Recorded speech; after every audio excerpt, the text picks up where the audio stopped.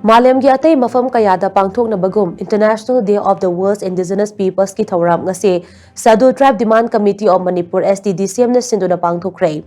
Fed of Indigenous Maitei Mitei of Manipur haiba thimda Kumalampak Sports Complex ta leiba Yaski Youth Hostel gi conference hall da pangthokiba thawram aduda STDCM ga chanminariba tongan ba CSO singi luchingba kaya susarya Thawram aduga mari lainana STDCM gi General Secretary Kaithilakpam Bogendrojit Maitai na hai Maitai Mitai ase lamdamasigi Yelhomi ni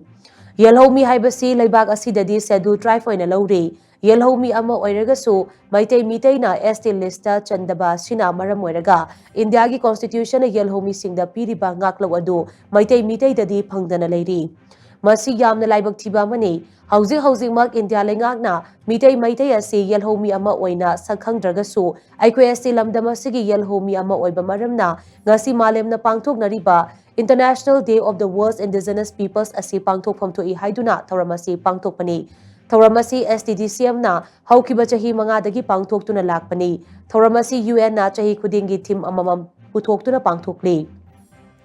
Handak chahigi thimna Honoring Indigenous Midwives, Safeguarding and Well-being haibani. Thim asigi mathakta STDCM na chahi khudingi lamdam asigi oiba thim amamam puthoktuna thawramasi pangthorakpani. Handak chahigi oina STDCM oina local team oina The Fed of Indigenous Maitai Mitai of Manipur haina pangthokpani haina mahakna phongdokhi mahakna makatana hai hauzik lamdamasida oiriba phibamasigi yenglaga STDCM gi Maitai Mitai na ST lista chalhanbagi demand ase matam khara tapthabani aikoi gi demand handokpa leite Maitai Mitai na ST lista chalhanabagi democratic oiba khongthang makatana sathakhigani haina mahakna makatana phongdokhi aikoina yamaru oibo ergasu It is very important for the survival of the Meitei community, Meitei tribes, and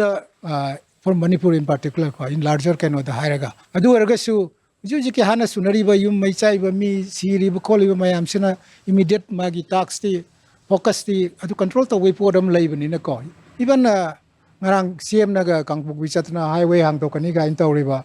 Adu with Pio, Nula, even in a Equation Matamkra, Equina. Kitang tapthar ka lai bani low profile aduga kana ko makhang daw ni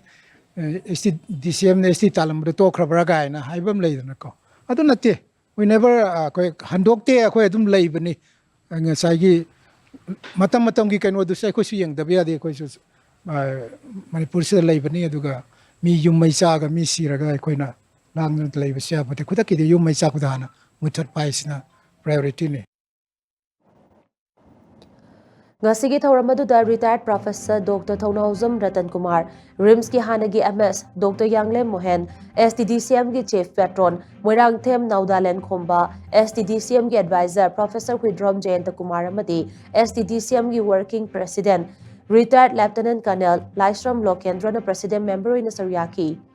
Thawramaduda GP Women's College ki Manipuri Department ki HOD Dr. Waikom Romesh amadi MU ki Law Department ki Assistant Professor Sapam Dilip na resource person wina Saryaki.